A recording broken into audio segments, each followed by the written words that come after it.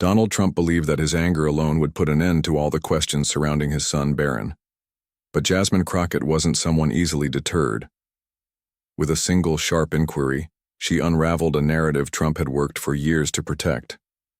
The next 5 minutes would dismantle his intimidation strategy and reveal inconsistencies buried beneath political bluster.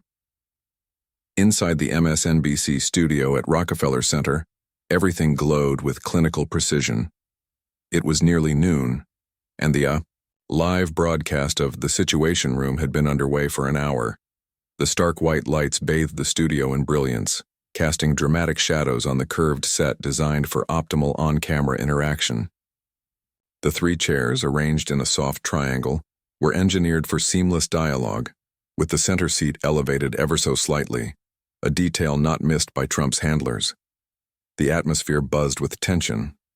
Though the air conditioning was set low to counteract the intense lighting, the emotional temperature was rising fast. A distinct scent floated in the air, a mix of warmed electronics, faint makeup powder, and the rich aroma of coffee brewed just beyond the frame. Acoustic panels in blue-gray hues lined the walls, designed to absorb stray sound and capture every crisp syllable. Boom mics hung from overhead, and each guest was fitted with a discreet lapel mic, ready to pick up the slightest breath or hesitant pause. Donald Trump sat in the middle chair, his presence commanding, styled to perfection, in a navy blue suit and signature red tie. His hair, the source of much public commentary, looked more carefully styled than usual. This was his first major interview since retaking the presidency, a crucial part of a strategy to reinforce control and authority after a contentious campaign. To his right sat Martin Wells, a seasoned MSNBC host known for his civil but probing style. He tapped gently on a sleek tablet, scrolling through prepared questions, ready to navigate between soft introductions and hard pivots. To Trump's left was an unexpected guest. The chair had originally been left vacant, intended for a later segment. But Jasmine Crockett, Texas congresswoman and former public defense attorney, had been quietly ushered in. Producers had sensed the interview spiraling and made a live call to bring her in early. She sat upright, every bit composed, her blue blazer radiating quiet power, her black skirt crisp and flawless. In her lap rested a navy folder, divided and color-coded, the mark of someone who had argued in courtrooms with precision. 3 cameras were positioned strategically, one focused directly on Wells. Another, fixed at Trump's preferred angle, had been negotiated as part of his appearance contract. A third offered a wide view of the set, capturing all 3 figures in the frame. Off-camera monitors tracked viewership spikes, and in just the past few minutes, numbers were rising fast. Behind the glass partition, Trump's aides gestured frantically. Their carefully coordinated script had been thrown into chaos, their concern now visible despite their efforts to remain composed. Inside the control room, the director flipped between camera angles, trying to catch every twitch, every shift in tone, as the tension mounted. 3 days before this live showdown, Jasmine Crockett was seated alone in her congressional office, the walls decorated with her law degree, accolades, and framed moments from her career. The warm glow of her desk lamp lit up organized piles of documents. She was preparing for an appearance on MSNBC regarding her judicial reform bill. But a news alert on her phone caught her attention. Trump would be interviewed on the same network. The wheels in her mind turned instantly. "Patricia," she had called out to her chief of staff, "get me everything we have on White House ethics standards. I also want transcripts from Trump's past interviews, specifically the ones where he mentions his children. And reach out to our ethics liaison. I want that report comparing White House event attendance across administrations." Patricia had stood at the door, puzzled. "Are you expecting to run into him?" "No," Crockett replied, not even looking up from her screen. "But I prepare for the moments I haven't been invited to yet." For the next 48 hours, Crockett worked like she was heading into a trial. She rehearsed, arranged documents by impact, and envisioned every possible angle of attack. Years in court had taught her that justice wasn't won in dramatic showdowns. It was secured in the quiet hours, long before anyone stood behind a podium. On the morning of the broadcast, she awoke at 5 a.m., reviewed her notes one last time, and chose her royal blue blazer, the same one she had worn while arguing a pivotal case during her legal career. She wasn't planning on confronting Trump, but she was prepared. By 10:30 a.m., she was in the MSNBC building. Security had checked her badge. The makeup team added soft touches to withstand studio lights. A producer briefed her in the green room. The president's segment is before yours. Should wrap up 15 minutes ahead of your slot. She nodded casually, though she was already locking into analysis mode, watching the monitor as Trump began his interview. The segment started predictably. Martin Wells navigated Trump through a list of executive actions and policy promises. Trump responded with confidence, reiterating his victories, controlling the tempo. But then came the pivot. "Mr. President," Wells said, "your son Barron just turned 18 and is now in college. How has he adjusted to the return to the White House?" The shift was immediate. Trump's expression changed. Brows furrowed, nostrils flared, lips drawn into a tight line. He leaned forward, pointing at Wells. "Listen here," he barked. "My son is off limits. The media crosses lines all the time. You people never respect boundaries. That's why the public doesn't trust you.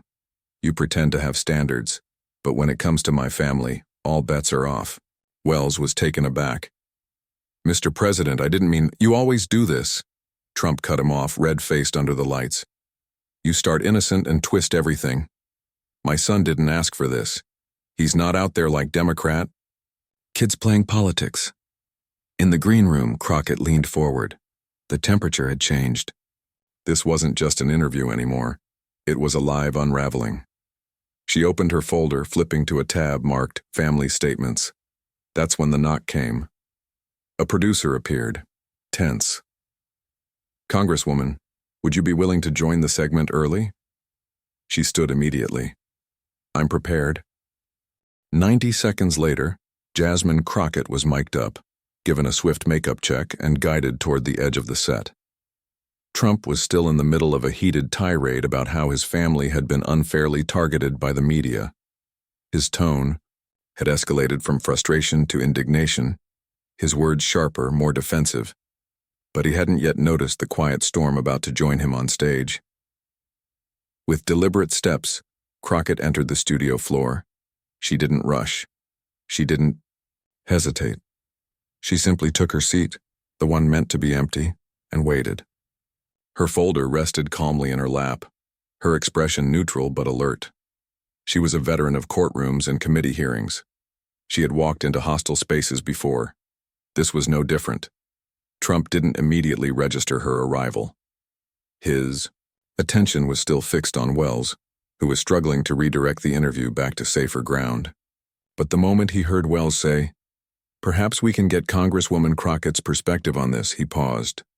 Trump turned his head slowly toward her, his face tightening as surprise gave way to thinly veiled irritation. Jasmine Crockett met his gaze without flinching. "If I may, Mr. President," she began, her voice a clear contrast to Trump's, measured, low, and steady. "In 2015, you publicly criticized Chelsea Clinton while she was working as an advisor to the Clinton Foundation. Could you clarify how that situation differs from the one involving your son today?" Trump blinked. He hadn't expected that. For a fraction of a second, a flicker of confusion crossed his face. Then came the practiced smirk, the defensive posture. "Look, Congresswoman," he said, dismissive. "That's a completely different story. Chelsea was knee-deep in political dealings. The Clinton Foundation took millions in foreign money, very shady stuff. My son? He's a private citizen, totally different situation." Crockett gave no reaction, no eyebrow lift, no smile. She simply opened her folder and pulled out a single document, enclosed in a clear sleeve. "I have transcripts here from 3 interviews you gave between 2020 and 2022, she said, sliding the paper forward on the glass table. "In all 3, you referenced your son Barron in political contexts, including a Fox News segment where you claimed he could help with national cybersecurity, given his tech abilities." She didn't push the document across aggressively. She placed it equidistant between them, neither an accusation nor a retreat. The message was simple. These are your words." The mood in the studio shifted palpably. Martin Wells shifted in his seat. Off-camera, Trump's aides were growing visibly agitated. One of them leaned forward before being silently pulled back by a producer. The control room scrambled to capture every angle, a close-up of the paper, then a shot of Trump's face, then one of Crockett, cool and unwavering. Trump glanced at the document but didn't touch it. His eyes darted to it and back again, as if the mere acknowledgement of its presence would lend it weight he didn't want to concede. His shoulders shifted subtly. "I said that out of pride," he said finally, his tone louder than necessary. "That's what fathers do. The media always twists it, always. You take something wholesome and turn it into a scandal." Crockett allowed the silence to expand between his defense and her next move. She waited 3 seconds, long enough to let his response breathe, but not long enough to let it take root. In April 2023, she continued, her voice dropping half a tone. "You criticized President Biden's children for attending official state events. Specifically, you questioned the presence of his daughters at the Japanese Prime Minister's dinner, calling it nepotism. Is that correct?" Trump's jaw tensed. He shifted again, adjusting his tie. "That was a different situation," he said, eyes narrowing. "Those events involved questionable political activity." Crockett didn't interrupt. She reached calmly into her folder and retrieved another document, this one thicker, highlighted in multiple colors. "This," she said, placing it next to the first, "is a report from the Congressional Ethics Committee. It outlines family, attendance at official White House events across the last 4 administrations. According to this report, both adult and minor children have participated in state functions, including during your first term." Now there were 2 documents between them, a growing wall of facts. Trump's face glistened under the harsh lights. He shot a look toward his team. No one moved. They were frozen, watching the same slow unraveling as everyone else. In the control room, the director switched to a split screen, one side showing the documents, the other showing Trump's increasingly uncomfortable expressions. The audience, numbers were spiking. Trump leaned back, reaching for his water, but didn't drink. A tell Crockett had seen 100 times before, in courtrooms, in depositions, in congressional hearings. The body trying to catch up with a mind scrambling for control. The silence in the room wasn't empty. It was loaded. Even the camera operators had gone still. No one whispered. No one dared break the rhythm. Then Trump shifted again. "You know what?" he said suddenly, voice sharper. "No one even knew who you were a few years ago. You're clearly trying to get your name out there by attacking me. It's typical. Democrats always play the race and gender card." There it was, the personal attack, not a defense, not a counter-argument, just a shot across the bow. Wells tensed. Producers exchanged glances behind the glass. Crockett? She remained unmoved. She inhaled, slow and deliberate, a breath amplified by her mic, giving the moment weight.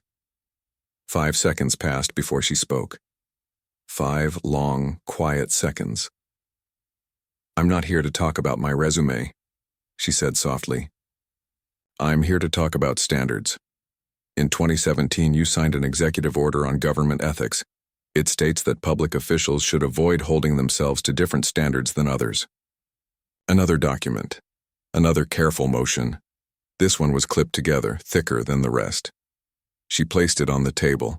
The row of papers between them now stretched halfway across the glass surface, a physical representation of accountability. "These are internal memos from your first administration," she continued. "They show your team instructed staff to keep Barron out of the public eye, while simultaneously crafting strategies to attack the children of political opponents." A thud, soft but decisive, the weight of her preparation now undeniable. The camera captured it all. Trump's face, his pause, the flash of panic just beneath the surface, and Crockett, steady as ever. The tension inside the MSNBC studio had reached a boiling point. Every camera lens, every microphone, every pair of eyes was locked on the widening space between Donald Trump and Jasmine Crockett, a space now filled with carefully arranged, Documents that told a story too sharp to be dismissed and too detailed to be ignored.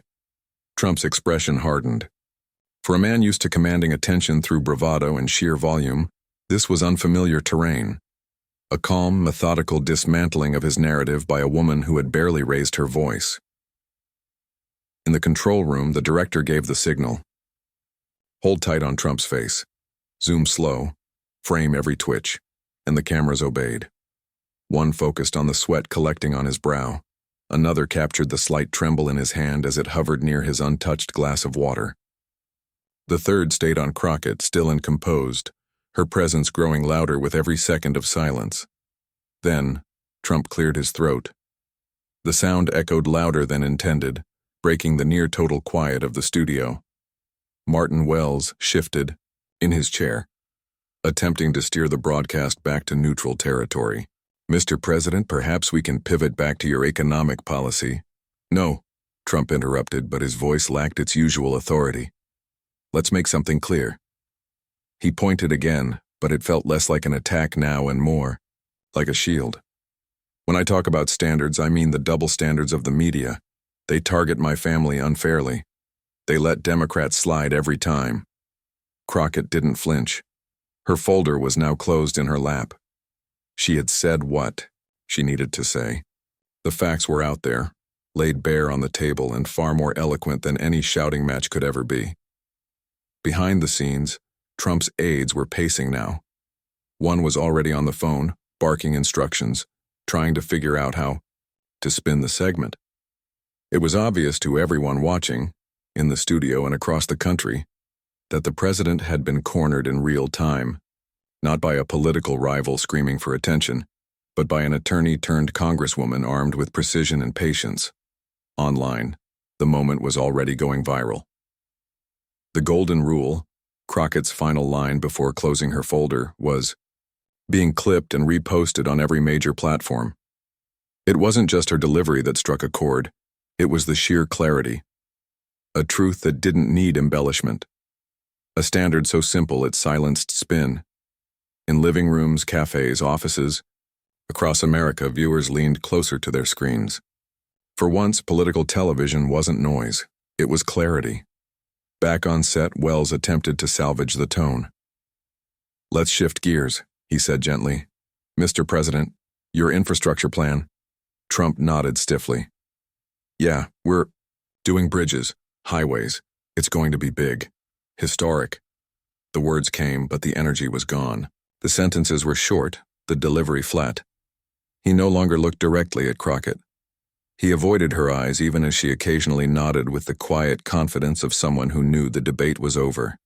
And yet, the interview had 7 more minutes to go. The rest of Trump's answers sounded mechanical. A rehearsed policy agenda now seemed like background noise after what had just occurred.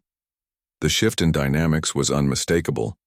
What began as a presidential showcase had morphed into a televised masterclass in accountability. As the segment neared its conclusion, a producer gave the 1-minute cue. Wells straightened in his seat. "Final question, Mr. President. Can you offer any specific details about your new infrastructure initiative?" Trump forced a nod. "We're targeting failing systems, high-speed rail in the Midwest, federal investment. We've got private partnerships lined up." But the spark had vanished. His voice didn't carry the same conviction, and even as he spoke, his gaze drifted back to the row of documents laid across the table. His legacy, he seemed to realize, was no longer shaped just by his words, but by the truth he could no longer outrun. The segment ended. "We'll be back after the break," Wells said with practiced polish. "Stay with us." The cameras cut. The lights softened. Trump ripped off his mic and dropped it onto the glass surface with a soft clink, ignoring the approaching technician. He rose, not looking at Wells, not looking at Crockett. His jaw clenched. Tight, shoulders stiff as he walked toward his advisors. They clustered around him, but none could erase the damage. Not this time. Crockett remained seated, quietly gathering her papers and returning them to her folder. Every movement was intentional, controlled. Her job was done and she knew it. A production assistant approached her. "Congresswoman," she whispered, leaning close. Twitter is blowing up. That last quote, it's everywhere. Crockett gave a slight nod. No smile, no smugness, just acknowledgement. As she stood to leave the set, she caught sight of a young woman near the camera rig, a production intern no older than 22. The girl gave a small, respectful nod, the kind that doesn't need words. It wasn't a viral clip. It was a human moment, and Crockett understood the weight of it. Jasmine Crockett stepped off the studio floor and into the adjacent green room. The moment she sat down, the buzz of live television was replaced by a quieter hum, the kind that follows a storm. She opened her folder and looked over the notes. She'd originally prepared for the segment on judicial reform. Her mind was already shifting focus. The confrontation with Trump had passed, but her actual purpose for appearing on the show remained: to advocate policy, not perform politics. Then a producer entered, breathless and still riding the adrenaline of what had just unfolded on live television. "Congresswoman, that was unexpected," he said, trying to balance excitement with professionalism. "We'd like to adjust your next segment to reflect some of what just happened, if that's all right with you."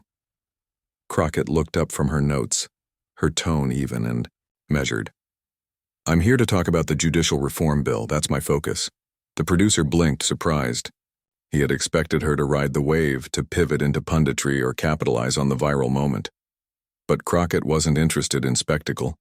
She hadn't come to score points. She had come to do the work. "What happened with the president," she continued, "was about consistency and accountability. Important, yes, but not the substance of the legislation I came to discuss. It was rare in Washington. A public servant who wouldn't let the allure of attention distract her from the policy that actually changed lives, and that quiet refusal to bask in her moment only deepened the respect she commanded, in the room and across the airwaves." Back at her office 3 hours later, Crockett sat behind her desk as a flood of emails poured in. Her inbox refreshed every 30 seconds with new subject lines. "Thank you. Incredible. Finally, someone spoke the truth." Her phone buzzed nonstop. Texts from fellow members of Congress, messages from journalists, retweets from celebrities. Interview requests were already stacking up. Her chief of staff, Patricia, entered holding a tablet. "You're everywhere," she said, placing it in front of Crockett. "CNN, MSNBC, even Fox, they're all running it." On the screen was a clip of the final exchange, the golden rule line highlighted in bold white font. Commentators were already dissecting it. Some called it a calculated ambush. Others hailed it as one of the most effective fact-based confrontations in political television history. But Crockett didn't look thrilled. She didn't look triumphant. She simply nodded. "What matters," she said softly, "is that people saw the evidence. Clear, documented. Truth has its own gravity. You don't have to drag people toward it. You just have to put it in their path." She turned her chair slightly, gazing out the window where the Capitol dome stood illuminated in the fading afternoon light. She thought back to her law school days, long hours in the library, evenings in moot courtrooms, her professor's voice echoing in her mind. Justice isn't a performance. It's a process. Preparation is what gives truth its power. And today had been proof of that. The next morning, Crockett's phone rang before she had even finished her coffee. The name that appeared on the screen surprised her. A senior Republican, senator, one known for his occasionally independent streak, was calling. "Congresswoman," his voice said over the line, gravelly with age and experience. "I watched the interview, and I wanted to say something." Crockett listened, silent. "You and I may disagree on a lot of things," he continued. "But yesterday, that was something rare. You didn't shout, you didn't grandstand. You held a sitting president accountable, using only his own record. That's what this country needs more of, and from both sides." "Thank you," she said, her voice as calm as ever. And after they hung up, she sat for a moment, letting the silence settle. Not out of self-congratulation, but out of reflection.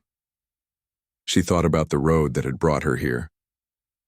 A daughter of Houston, raised by a mother who worked 2 jobs and a grandmother who taught her that preparation was the armor of the just. A public defender who stood by clients that the world had already judged, a legislator who read every page before she ever opened her mouth.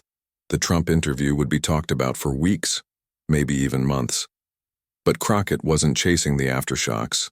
She was already thinking about the next case, the next bill, the next hearing, because her fight was never just about one man. It was about a system, and a promise that accountability, when armed with preparation, can cut through even the most fortified walls of power. And as she glanced again at the Capitol building, its columns bathed in morning light, Jasmine Crockett knew something the cameras would never show. The moment that had captured the nation wasn't created in 5 minutes of television. It had been built across years. That moment on live television might have felt spontaneous to the millions watching, but for Jasmine Crockett, it was anything but. What they saw, the calm delivery, the sharp questions, the damning documents, had all been born from a choice, made long before the lights ever turned on. 2 weeks before the MSNBC interview, Crockett had been knee-deep in committee work, poring over transcripts of past presidential statements as part of an ongoing ethics review. Her desk, as always, was lined with folders, color-coded and annotated, with sticky notes flagging dates and contradictions. It was late. The office was quiet. The janitor's vacuum could be heard humming faintly down the hall. Patricia had gone, home hours earlier, but Crockett stayed, highlighter in hand, when she stumbled across something that made her pause. Trump's statement from a 2022 interview, where he praised Barron's tech skills and implied a potential role in cybersecurity. She remembered it vaguely at first, but then she found another quote from months later where he demanded the media leave his son out of politics altogether. The contradiction didn't surprise her. What did surprise her was how often it repeated. The more she searched, the more examples emerged. Quotes, appearances, off-the-cuff remarks.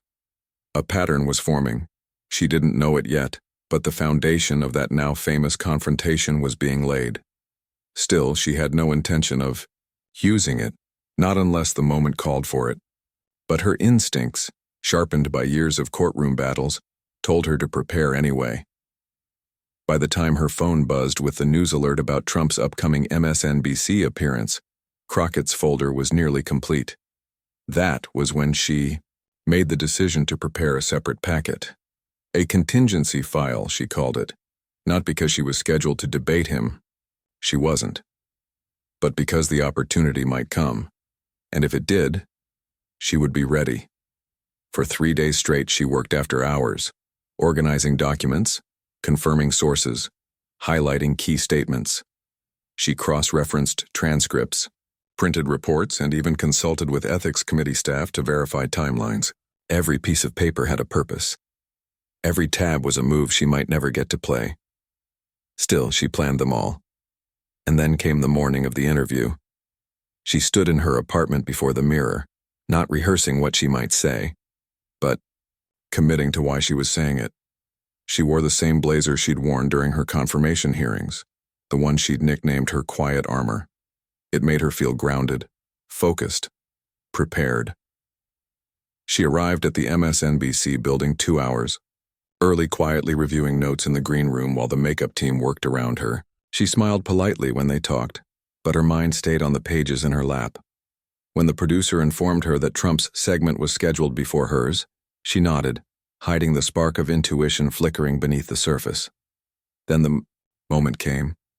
Trump's anger boiled over on live TV. He raised his voice. He attacked the press. He pointed fingers. And as Crockett leaned forward and opened her folder, she didn't feel nerves. She felt the gears of preparation sliding into place. From there, everything unfolded like clockwork. And now, hours after the storm had passed, she sat in her office, watching clips on mute as they replayed her statements across multiple networks. She didn't need the volume. She remembered every word. What struck her most wasn't the sound of her voice or the look on Trump's face. It was the silence in between. The weight of waiting just long enough before answering. The restraint it took to let evidence do the speaking. That was the power no one could fake. She turned her attention back to the pending legislative work on her desk. The judicial reform bill was moving into markup. Amendments were being proposed. Her team was tracking vote counts. That was her job. That was what mattered. But she also understood what had changed. Across social media, the Golden Rule quote had taken on a life of its own. It was everywhere, on t-shirts and school debates, even sampled in a hip-hop track climbing Spotify's political playlist. She hadn't planned that. She hadn't needed to. The words resonated because they were simple, universal. They reminded people, no matter where they stood politically, that fairness isn't partisan. It's foundational. In the days that followed, messages arrived from places she never expected. Conservatives who didn't agree with her policies but respected her poise. Teachers who showed the clip to their students. Mothers who told their daughters, "That's how you speak truth to power." One letter stood out. It was handwritten in elegant cursive from an older woman in Ohio, a lifelong Republican. "I've never voted for you," the letter said. "But when I saw you sitting there speaking calmly while he shouted, I saw something I've missed in politics for a long time. Dignity. Thank you for reminding me what it looks like." Crockett folded the letter gently and placed it next to another she kept tucked away, a note from a former client during her time as a public defender. A woman who had faced felony charges and would have lost everything if Crockett hadn't caught a clerical error that overturned the entire case. "You saved my life," the note read. "Not because you yelled, but because you prepared." The words echoed in her mind now, just as they had then. From a dimly lit courtroom to a blinding television studio, the tools hadn't changed. Preparation, precision, patience. Not glamorous, not explosive, but effective. And in a world where shouting had become mistaken for strength, Crockett had reminded the country that sometimes the most powerful weapon in the room is a quiet fact, delivered with calm certainty. 3 weeks after the interview that shook the country, Jasmine Crockett stood behind a modest wooden podium in the auditorium of her alma mater, the University of Houston Law Center. The occasion was commencement. She had been invited as the keynote speaker, not just for her recent viral moment, but for the quiet, steady legacy she'd been building for years. As a public defender, as a legislator, as someone who prepared when no one was watching. The graduates sat in rows of black robes, eyes fixed on her. Some were eager, some tired, but nearly all had seen the clip. It had become required viewing in more than one constitutional law class. Crockett didn't mention the Trump interview, not once. Instead, she talked about shadows, the long, quiet ones cast in law libraries, over courtroom benches, inside policy briefings no one ever records. The truth, she told them, doesn't erupt like lightning. It accumulates slowly, through facts, through documents, through preparation. Her words didn't need drama. They landed like weight. She told them about her first trial, where she lost because she missed a footnote buried deep in a ruling. "I never made that mistake again," she said, "and I learned the most important victories come from the hours no one sees." They rose for her when she finished, not because she had gone viral, but because she had spoken to something deeper, the value of doing the hard, unglamorous work that made truth undeniable when the spotlight came. Back in Washington, that message was reverberating in unexpected ways. Trump's media team, still reeling from the fallout, had rolled out a series of counter-narratives. They claimed it had been a gotcha moment, that Crockett had been briefed by producers, that she had ambushed the president, but no version gained traction. Because the footage was there. The evidence had spoken, calmly, clearly, unshakably. Inside political communications offices, Republican and Democrat alike, the clip was now required viewing, not just for its confrontation, but for its structure.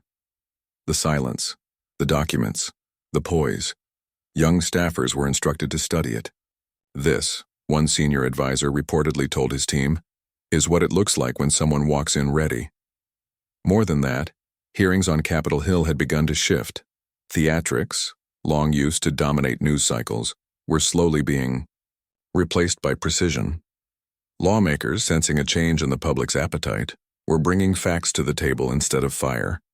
And within Trump's own inner circle, Changes were happening too. Interviews were now subject to stricter pre-screening. Spontaneous Q&As were discouraged.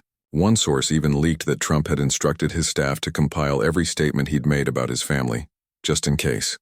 The golden rule moment had done something no amount of outrage could. It made inconsistency a liability. At Crockett's office, things hadn't slowed.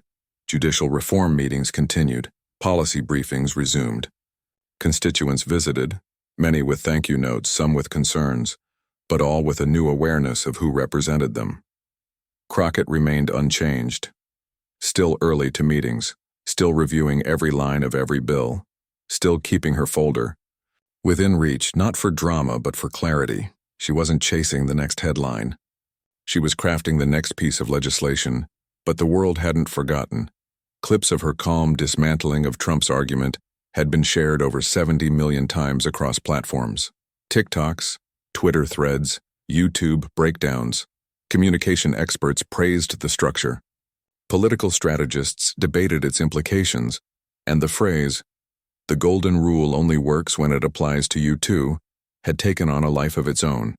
It appeared in classrooms, sermons, graduation speeches, and even protest signs at rallies far removed from the original moment. It had become a mirror held up to power, a 7-word reminder that integrity isn't optional, it's universal. At a late-night comedy show, a host joked, "I haven't seen someone roasted this quietly since my mom read my report card in front of my dad." But the joke carried a truth. Crockett hadn't humiliated Trump. She had revealed him by standing still while he unraveled, and perhaps most telling of all, in the weeks that followed, there was no direct retaliation, no press conference attacking her. No personal vendetta aired online because there was nothing to fight, only the facts remained. And they don't go away when the cameras turn off. 6 months after the MSNBC interview, Jasmine Crockett stood beneath the bright red letters of a TED Talk stage in San Francisco. The world had long moved on to the next crisis, the next scandal, the next viral outrage. But her moment had stayed with people. Not because it had been loud, but because it had been lasting. The talk was titled, "The Power of Prepared Truth." Crockett didn't begin with a quote or a viral clip. She began with silence, a deliberate pause, long enough to make people look up from their phones. Then she smiled gently. "In every high-stakes conversation," she said, "two forces compete, emotion and evidence." A few heads nodded in the audience. "Emotion," she continued, "is immediate. It demands attention, it fills the room. Evidence is different. It's quiet, it doesn't interrupt, but it waits. And when it's prepared, it doesn't just answer emotion, it overpowers it." She spoke not of herself, but of a process. She described her years as a public defender, standing in courtrooms where her voice was the only shield her clients had. She spoke of the nights spent underlining lines in obscure policy drafts, of the folders she carried not to impress but to protect. She laid out her philosophy in clean lines. Don't match noise with noise. Match it with clarity. Don't react to anger with anger. Respond with documentation. Don't fear the spotlight. Prepare for the moment before it finds you. The audience listened, not with applause but with stillness, the kind that comes when something real is being said. The TED Talk went live on YouTube 3 days later. In under a week, it passed 15 million views. Commentators across ideologies praised it, not for being bold, but for being useful. Corporate leaders shared it in team meetings. School teachers added it to lesson plans. Communication coaches broke it down slide by slide. Crockett had taken a 5-minute exchange with a sitting president and transformed it into a case study on truth under pressure. Not once did she use Trump's name in the talk. She didn't have to. The principle had become larger than the moment. Back in her congressional office, Crockett kept working. Her desk looked exactly as it had the day before the MSNBC segment. Neat, layered in folders, flanked by 2 photos, her law school graduation and her grandmother. Next to her computer was a small framed quote. It wasn't public. It wasn't for press. It was something her grandmother had told her at age 11, when Crockett had been bullied at school and had cried in silence rather than shout in protest. Prepare so thoroughly that when your moment comes, you don't have to think. You'll already know what to say. She had lived by that advice through every case, every hearing, every debate. That MSNBC interview, the one people still reposted, still clipped, still turned into memes and motivational reels, hadn't been a lucky strike. It was the culmination of decades of discipline. It was courtroom reflex, congressional rigor, and generational wisdom poured into a few quiet minutes on national television. Meanwhile, in the world beyond Washington, that moment continued to ripple. Political interviewers reevaluated their prep strategies. Law schools added the clip to their ethics syllabi, and in households far from D.C., the conversation shifted, not about who shouted loudest, but who stayed calmest. Crockett had never tried to win that day. She wasn't playing a game. She had simply come with receipts, and she had trusted that the truth, once placed on the table, could speak for itself. The legacy of that single televised exchange between Jasmine Crockett and Donald Trump didn't end with trending hashtags or news cycles. It began there, but its reach moved deeper, into culture, into education, into how America talked about truth, standards, and power. In homes across the country, families who had never heard of Crockett now discussed her over dinner tables. Not because she had owned anyone, but because she had embodied something rare: grace under pressure, discipline over drama, a kind of quiet courage that didn't need to roar. Clips of her poised responses were now used in corporate trainings, in negotiation workshops, in media schools. Not as partisan material, but as technique, as method. She hadn't argued louder. She had argued better. In a mid-sized high school in Ohio, a civics teacher played the segment for her 11th grade class, pausing between questions. What made her effective? She asked the room. A student raised his hand. She didn't lose. Control, he said.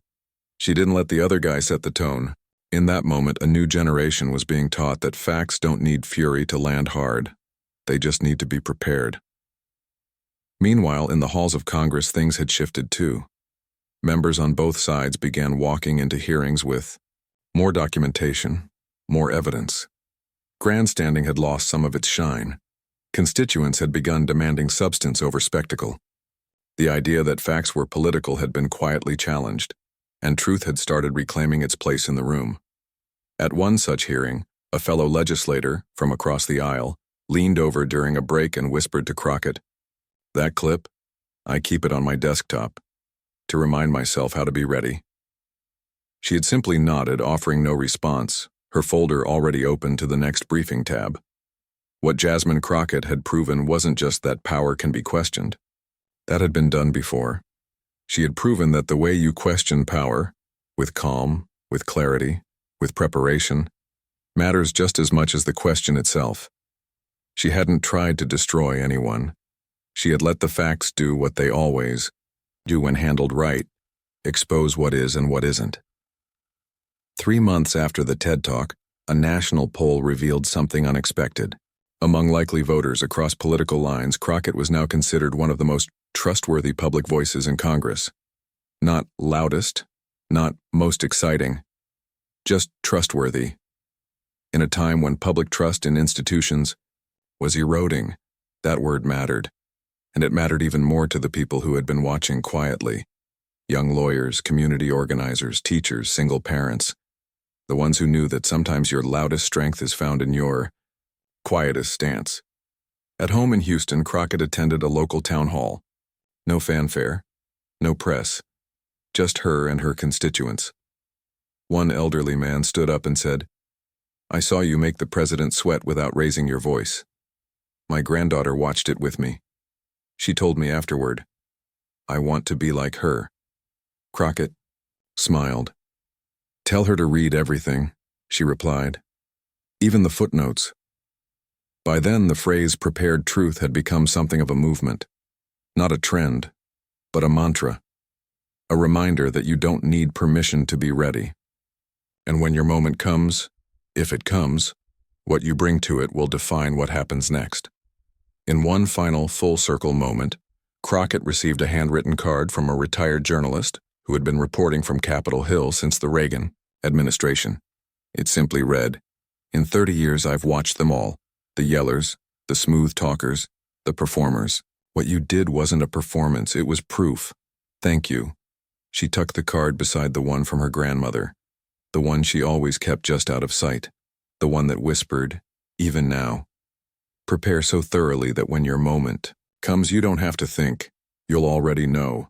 And so Jasmine Crockett moved forward, not chasing the spotlight, but ready, if it ever found her again.